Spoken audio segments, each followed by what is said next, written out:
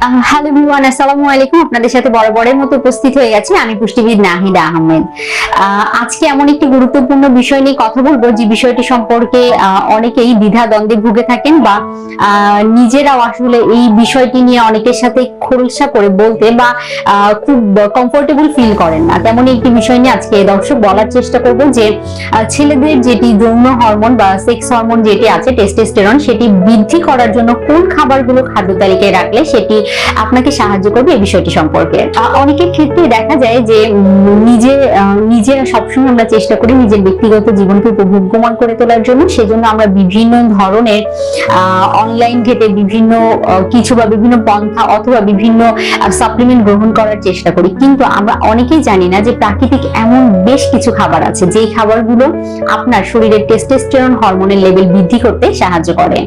সবার প্রথমে যদি বলতে হয় যে কাঁচা রসুন, সকালে উঠে 2 থেকে 3 কোয়া কাঁচা রসুন খেলে সেটি যেমন আপনার মেটাবলিজম বৃদ্ধি করতে সাহায্য করে, সেটা আপনার শরীরের বিপাক ক্রিয়া যেটি আছে সেটি বৃদ্ধি করতে সাহায্য করে, শরীরের অতিরিক্ত মেদ ঝরিয়ে ফেলতে সাহায্য করে। ঠিক সেভাবেই সেটি কিন্তু আপনার যে টেস্টোস্টেরন হরমোন আছে সেটি লেভেল বৃদ্ধি করতে খুব চমৎকার ভাবে কাজ করে থাকে। পরবর্তীতে যদি বলতে হয় জিঙ্ক সমৃদ্ধ যে সকল খাবার আছে, জিঙ্ক সমৃদ্ধ খাবারের মধ্যে অন্যতম হচ্ছে প্রোটিন, মাছ, মাংস, ডিম, দুধ, ডাল, বাদাম, এই জাতীয় খাবারগুলো থেকে আমরা জিঙ্ক পেয়ে যাই।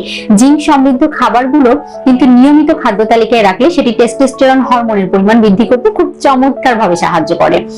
অনেকেই দেখা যায় যে সামুদ্রিক মাছ খেতে পছন্দ করেন না বা অনেকে বাদাম খেতে পছন্দ করেন না। বিশেষ করে ছেলেরা কর্মব্যস্ত জীবন যাপনের মধ্যে 3 বেলা খাবার গ্রহণ করাই তাদের ক্ষেত্রে যখন অনেক বেশি সময় সাপেক্ষ হয়ে পড়ে, সেই ক্ষেত্রে এক্সট্রা করে অন্যান্য খাবার গ্রহণ করার সুযোগ যেন একেবারেই থাকে না।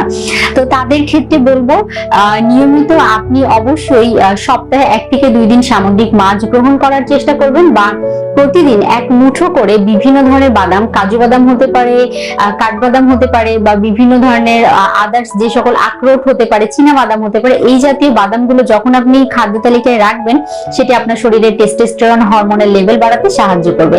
সবথেকে ভালো কাজ করে থাকে আখরোট। নিয়মিত আখরোট গ্রহণ করলে সেটি আপনার টেস্টোস্টেরনের জন্য সবথেকে ভালো কাজ করে।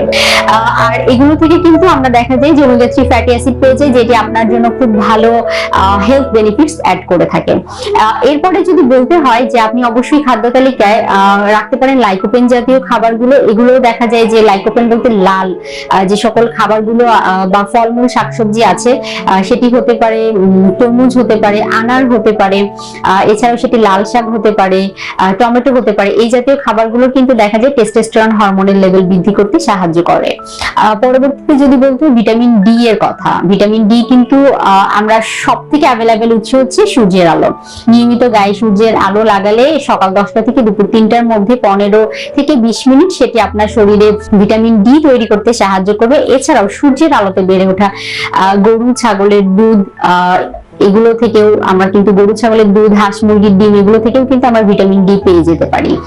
তো দর্শক, যাদের দেখা যায় যে এই টেস্টোস্টেরন হরমোনের পরিমাণ কম, তারা নিয়মিত এই খাবারগুলো খাদ্য তালিকায় রাখতে পারেন। তাছাড়া বিভিন্ন ড্রাই ফ্রুটস এর মধ্যে বাদামের কথা তো বললাম, খেজুরও নিয়মিত রাখতে পারেন, একটি করে কলা রাখতে পারেন, যেগুলো দেখা যায় যে টেস্টোস্টেরন হরমোনের পরিমাণ বৃদ্ধি করতে খুব চমৎকার ভাবে সাহায্য করে। তো যে সকল ছেলেরা আসলে এই জাতীয় শারীরিক অক্ষমতায় ভুগছেন, তারা আশা করি একজন বিশেষজ্ঞের পরামর্শ নেওয়ার পাশাপাশি খাদ্য তালিকায় এই খাবারের কথা যেগুলো বললাম সেগুলো যদি রেগুলার ইনক্লুড করেন, আশা করি আপনার টেস্টোস্টেরন হরমোনের পরিমাণ বৃদ্ধি করতে সেগুলো খুব চমৎকার ভাবে সাহায্য করবে। আমাদের সাথে থাকার জন্য অসংখ্য ধন্যবাদ।